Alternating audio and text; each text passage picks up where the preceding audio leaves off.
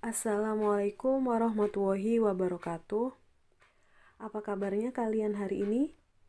Semoga kita semua diberi kesehatan dan selalu dalam lindungan Allah Subhanahu wa Ta'ala.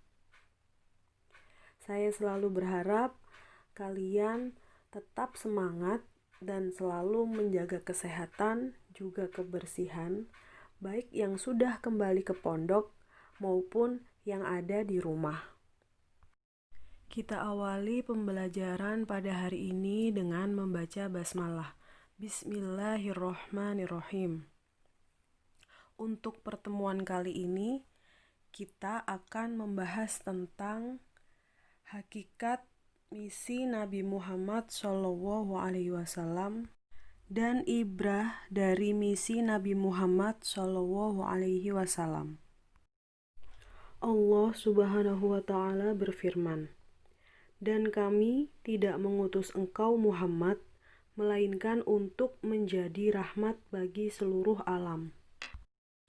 Oke, kita masuk ke pembahasan yang pertama, yaitu hakikat misi Nabi Muhammad SAW.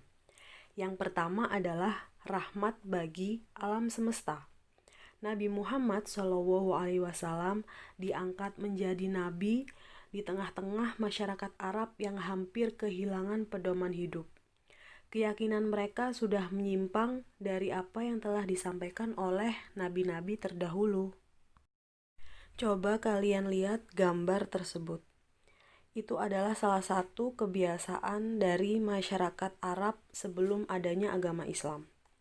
Kebanyakan dari mereka itu adalah menyembah berhala, membunuh anak perempuan secara hidup-hidup, perzinahan menyebar luas, perjudian, dan mabuk-mabukan sudah mendarah daging. Di tengah-tengah keadaan masyarakat yang demikian itulah Allah Subhanahu wa Ta'ala mengangkat Nabi Muhammad SAW sebagai Rasulnya untuk menjalankan misinya, yaitu menyebarkan agama Islam, membebaskan masyarakat Arab khususnya dan umumnya seluruh manusia dari kesesatan yang selama ini menyelimuti mereka. Dan dalam tempo kurang lebih 23 tahun, dengan bimbingan Allah Subhanahu wa Ta'ala, Nabi Muhammad SAW telah berhasil membawa kebaikan-kebaikan bagi dunia ini. Nabi Muhammad SAW diutus membawa agama Islam yang cinta damai. Firman Allah Subhanahu wa Ta'ala berbunyi, "Tetapi jika mereka condong kepada perdamaian, maka terimalah dan bertawakallah kepada Allah. Sungguh, Dia Maha Mendengar dan Maha Mengetahui." Hakikat misi Nabi Muhammad SAW yang kedua adalah pembawa kedamaian dan kesejahteraan. Setelah Nabi Muhammad SAW dan para sahabat hijrah ke Madinah, Islam berkembang lebih cepat. Penduduk Madinah menerima Nabi Muhammad SAW dan syariat yang beliau sampaikan. Kemuliaan akhlak Nabi Muhammad SAW dan kebenaran syariat yang beliau sebarkan menjadi sebab bersatunya kaum Muhajirin Mekah dan kaum Ansor Madinah. Mereka hidup layaknya saudara sekandung, saling membantu, tolong-menolong, dan saling menghargai. Hakikat misi Nabi Muhammad SAW yang ketiga adalah pembawa kemajuan masyarakat. Nabi Muhammad SAW diutus kepada umat manusia, khususnya bangsa Arab pada waktu itu, dengan kekuatan wahyu Allah Subhanahu wa Ta'ala dalam Al-Quran yang menjadi petunjuk untuk kemajuan masyarakat. Untuk materi terakhir pada pembahasan misi Nabi Muhammad SAW, yaitu ibrah dari misi Nabi Muhammad SAW. Banyak sekali ibrah atau pelajaran yang bisa kita ambil dari misi Rasulullah SAW untuk diamalkan dalam kehidupan kita sehari-hari. Di antaranya adalah yang pertama, berakhlak mulia dan terpuji. Akhlak mulia yang dimiliki oleh Rasulullah Shallallahu Alaihi Wasallam merupakan faktor terpenting keberhasilan dakwah beliau. Selain karena kebenaran misi dan risalah yang ia sampaikan, para pengikutnya banyak tertarik untuk memeluk agama Islam karena kemuliaan akhlak beliau. Ibrah yang kedua adalah bersikap sabar dan tegas menolak kekufuran, kemusyrikan, dan segala bentuk kemaksiatan.